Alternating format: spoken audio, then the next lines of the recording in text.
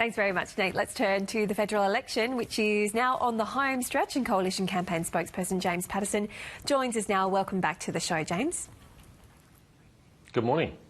Well, the Guardian Essential poll doesn't have much good news for the Coalition this morning, but what are you hearing on the pre-polls? Well, I've canvassed 11 candidates and colleagues around the country in a range of different seats for their feedback, and they said yesterday on pre-poll was the best reception they've received on pre-poll to date, and it's been pretty good generally over the first few days, but yesterday was particularly strong across the country.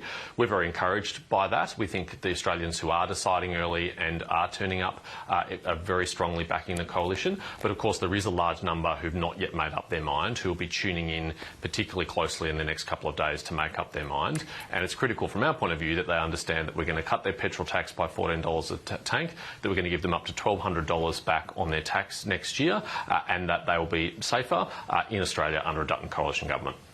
Some polls in Canada, those people are going to the polls this week. Canadians, of course, voting in the same week that we are. Some polls suggest that Canadians are concerned that a Conservative Prime Ministerial candidate wouldn't be able to stand up to Donald Trump. Do you think that will be a factor here in Australia? And was the Prime Minister right to say that Peter Dutton has darkened his own brand?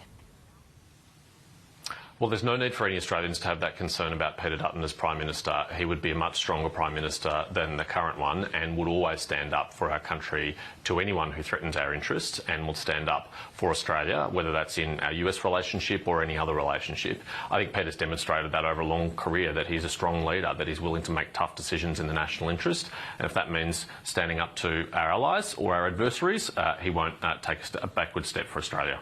We are hearing some reports in the Nine papers that there are members of the Brethren sect in Coalition shirts at some of the pre-polls. Have you heard of this, and is it concerning?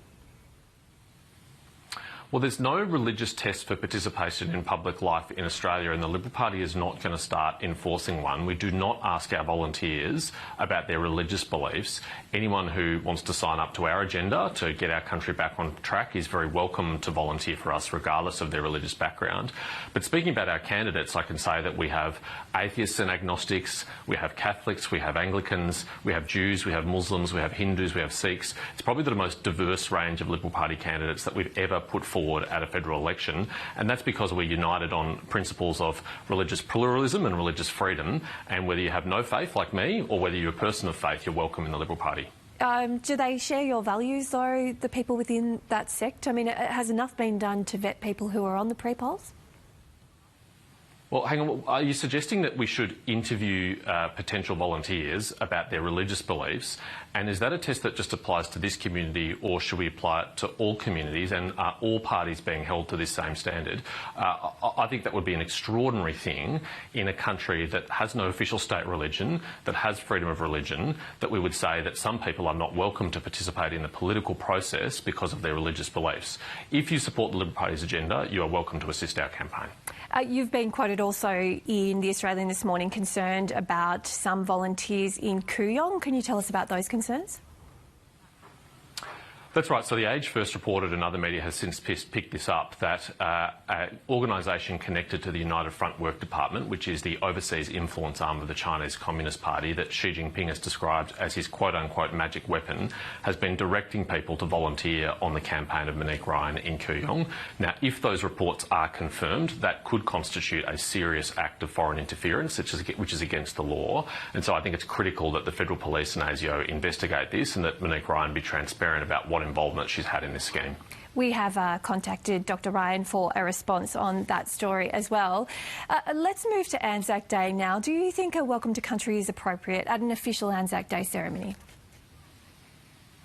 My view is it's up to event organisers. I've been at Anzac Day ceremonies where there has been either a welcome to country or an acknowledgement of country, and I've been at Anzac services where that's not happened. It's up to the local organisers, whether it's the RSL or others, to choose whether they think that's appropriate. So do you not share Peter Dutton's view that it may not be appropriate to hold an Anzac Day welcome to country?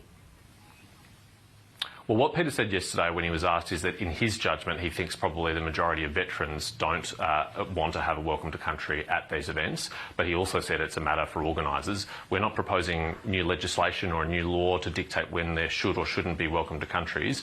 We've said that we think they are appropriate at some events, and Peter's given the good example, I think, of the opening of Parliament, which is a important occasion to do that.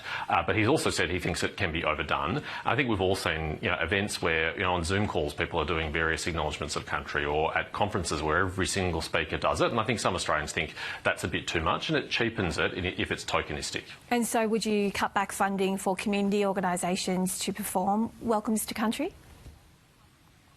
Well, Shadow Minister for Indigenous Australians, Senator Jacinta Nampijinpa-Price, has said that we'll be having an audit of all spending on Indigenous affairs, because the tragedy in this country is we do spend a lot of money for very little outcomes, and I think we all have to be honest and humble and recognise that when we're failing to achieve the closing the gap targets that governments of both persuasions have set for a long time, that we do need to look really critically at where that money is being spent to make sure it's going on the highest priority things, addressing Indigenous disadvantage in this country. All right, James Patterson, we'll let you get on with the very busy week you've got ahead. Thanks very much. Thanks for having me. Let's get some finance news now. And